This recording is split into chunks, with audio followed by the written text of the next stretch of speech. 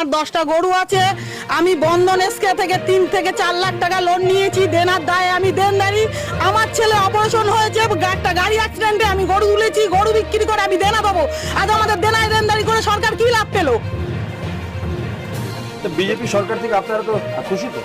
আমরা তো এনেছিলাম অভয়ের মায়ের কান্না পোছানোর জন্য। উনি অভয়ের মায়ের কান্না পোছা থেকে হাজার মায়ের কান্না কারণ হয়ে গেল। আজ আমাদের গরুর ব্যবসা যদি বন্ধ হয়ে যায়, দেনাদার লোনের স্যার আমাদের বাড়ি আসবে। যখন আসবে আমাদের নিজেদের বাজানোর দায় আমাদের স্বামীদের বাইরে পাঠাতে হবে।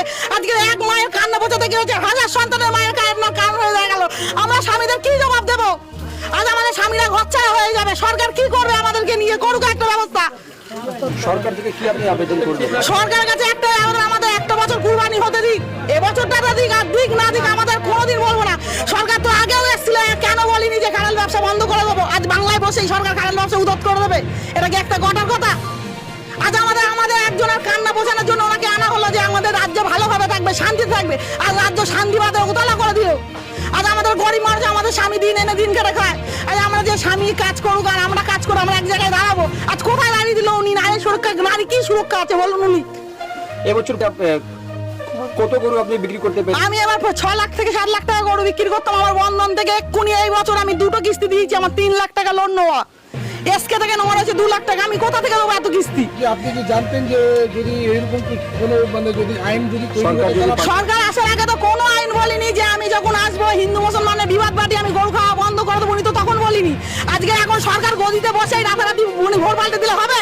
তাহলে কেন বলিনি? আজকে গরিব মানুষকে তো তখন তো বলতে পারতো যে আপনারা গরু তুলবেন না। আমি যখন বাংলায় এসে বসবো আমি গো হত্যা বন্ধ করে দেবো, তখন কেন সরকার বলিনি? আমার ধরবে এই গরু না পুষে খেলে চলবে না। যদি যোগী আদিত্যনাথ যে কোনো কথা বলে খালি সেইগুলো আমাদের চাকরি দেন, একটা যে কোনো কর্ম দেন, আপনারা গরু পোষা বন্ধ করে দেন। গরুগুলো তৈরি করার জন্য আসতে দিয়ে আমার বয়স এই প্রায় 40 বছর। আর 40 বছরের মধ্যে আমি 30 বছর ব্যবসা করছি। 30 বছর ব্যবসা করছি। আমার দুটো ছেলে আছে। আমরা 12 মাস এই ব্যবসা করে খাই।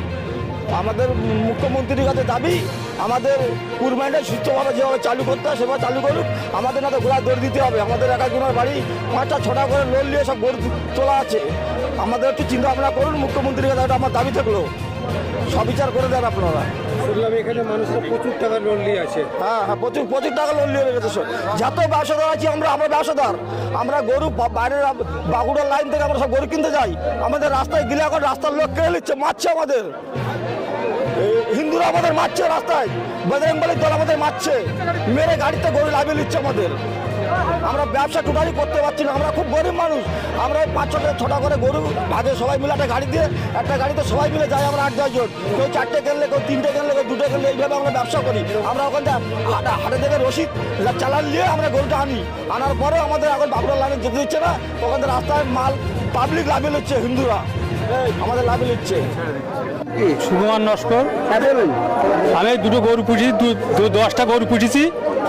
এই গরুর উপরে আমার ভাত ভিত্তি। এইভাবে আমার সংসার চালাতে হয়। তুমি সরো না। এইভাবে আমার সংসার চালাতে হয়। যদি গরু বাছুর না হাতি বেচতে পারি, খাবো কি? গলায় দড়ি দিয়ে মরতে হবে। গোপাল ভাই, আমি 4 লাখ টাকা লোন নিয়ে 6টা গরু পুষেছি, কিন্তু 6টা গরু পুষে এক্ষুনি বেচতে পারছি না। সরকারের কাছে করজোরে অনুরোধ, যেন এবার কুরবানিটা ছাড় দিয়ে আমাদের গরুগুলো বিক্রি হয়ে যায়, তারপরে যার সিদ্ধান্ত করবো আমরা মেনে নেবো। আপনার কি খাবো? আমরা তো তাহলে ভিড় করতে হবে, না তো আমাদের চিন্তাই করতে হবে। আমরা কি করে খাবো? ছোটবেলা থেকে ব্যবসা বাণিজ্য করি। এটা নিয়ম তো না। এ কি নিয়ম? সরকার পাল্টেছে, ভালো হয়েছে। সরকার ভালোভাবে চালাক। এইসব নিয়মগুলো করছে কেন? হ্যাঁ, এবারে আমরা কেন এবারটা ছাড় দেবে কেন? এটা 12 মাস ছাড় দেবে। কথা বলো না। 12 মাস ছাড় দিয়ে রাখতে হবে। এই নিয়মটা হবে কেন? হিন্দু মুসলমান আমরা ভাই ভাই মতন চলি। আমরা একই সাথে চলি, একই সাথে খাই। আমরা সেইভাবে চলাচলতি করি, সেইভাবে ব্যবসা বাণিজ্য করি। আমাদের এভাবে কেন নির্যাতন হয়েছিল? কোনো সময় আমাদের বাপ দাদার পুরুষ 14 পুরুষ এরকম হয়নি তো। এখন সরকার পাল্টে এই সব কথাবার্তা চলছে। আমাদের গরুর পিছনে অনেক কষ্ট করতে হয়, গরু পুষে মানে আমাদের মানে ছোট ছোট বোন আছে, বোনদেরকে বিয়ে দিতে হয়। তারপরে আমরা আশা থাকি কুরবানি আসলে যে আমরা বিক্রি করে আমাদের বোনটার বিয়ে দেবো বা কিছু দেবো, কিন্তু এই গরুগুলো আমাদের সন্দেহ অধিকারী বিক্রি করতে বারণ করলো। কিন্তু ভাই বিক্রি যদি আমরা না করি আমরা কোথায় যাবো? তাহলে আমাদের গরুগুলো যে কোনো ব্যাংকের থেকে লোনগুলো নিয়েছি, ওই লোনগুলো ওরা আমাদের শোধ করে দিক আর আমাদের যে কোনো সবার চাকরিটা দিক, আমরা এটাই চাই।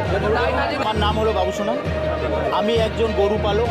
আমি আগাগোড়া দীর্ঘ আজ 20 বছর ধরে এই গরু কারবারের সঙ্গে যুক্ত দাদা। আমি দুধের কারবার করি এবং ঠাট গরু কারবার আছে। আমাদের এই গরু বিক্রি করে আমাদের সংসার চলে। আমি আজকে ওপেন আমাদের আর্থিক সমস্যা, সরকার যে পেটে লাথি মারলো আমাদের, এই লাথি মারার কষ্ট, এই যে কী যন্ত্রণা দিয়েছে, এর থেকে আমি বিষ হাতে নিয়ে ঘুরছি, আমি বিষ খেয়ে আত্মহত্যা করবো বলে।